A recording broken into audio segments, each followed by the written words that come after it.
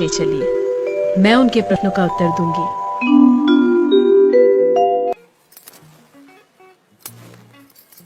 राजन, मैं प्रमाण देने के लिए तैयार हूँ, पर उससे पहले मैं कुछ चाहती हूँ। क्या चाहिए? थोड़ा दूध।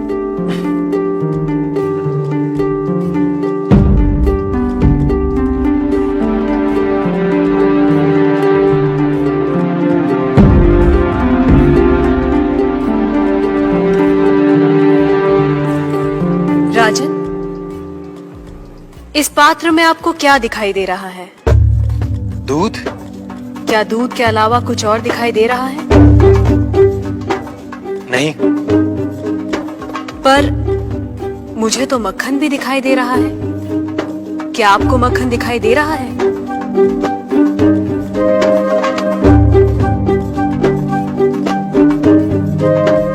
नहीं। पर राजन, क्या इसमें मक्खन नहीं है?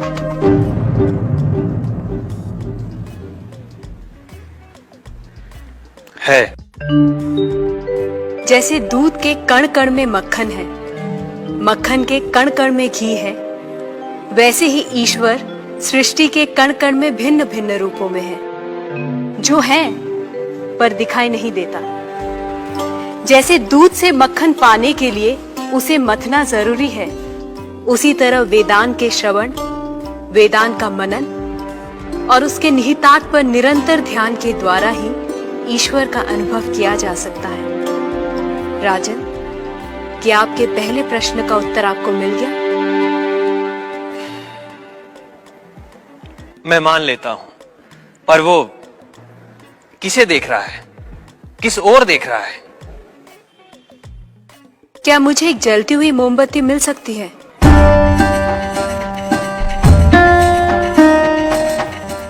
राजन, ये रहा आपके दूसरे प्रश्न का उत्तर। प्रकाश की ये लौ कहाँ देख रही है?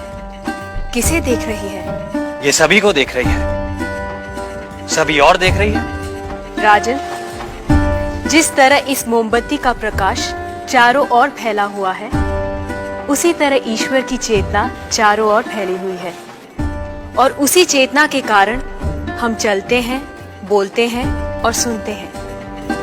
जैसे ये प्रकाश सभी ओर देख रहा है, वैसे ही ईश्वर सभी ओर देख रहा है।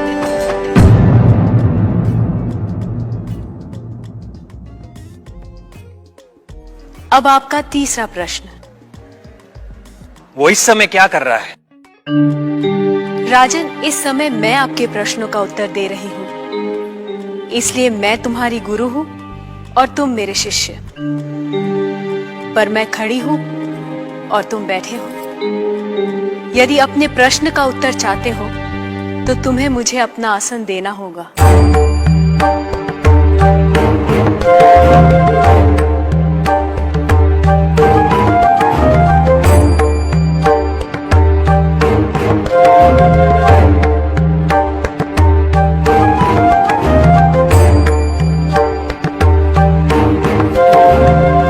राजन, ये रहा तुम्हारे तीसरे प्रश्न का उत्तर। कुछ देर पहले आप सारे मंदिरों से मूर्तियां हटवाने का विचार कर रहे थे। इस समय आप ईश्वर के बारे में फिर से विचार करने लगे हैं। आप मेरे स्थान पर खड़े हैं और मैं आपके सिंहासन पर बैठी हूँ। इधर एक राजा को सामान्य नागरिक का स्थान और एक सामान्य नागरिक को राज सिंहासन दे सकता है, ये आप देख रहे हैं। आप मेरे स्थान पर और मैं आपके स्थान पर बैठी हूँ।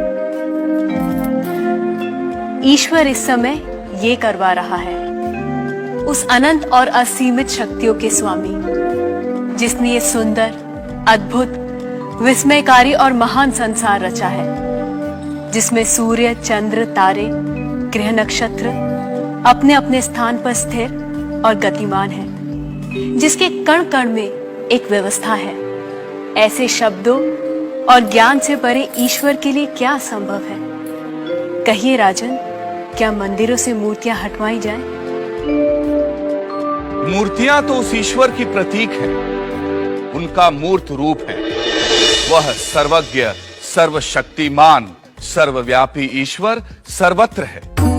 किसी ने उसको पत्थर में पाया, किसी ने पेड़ों में, किसी ने शब्दों के माध्यम से, तो किसी ने प्रार्थना करके।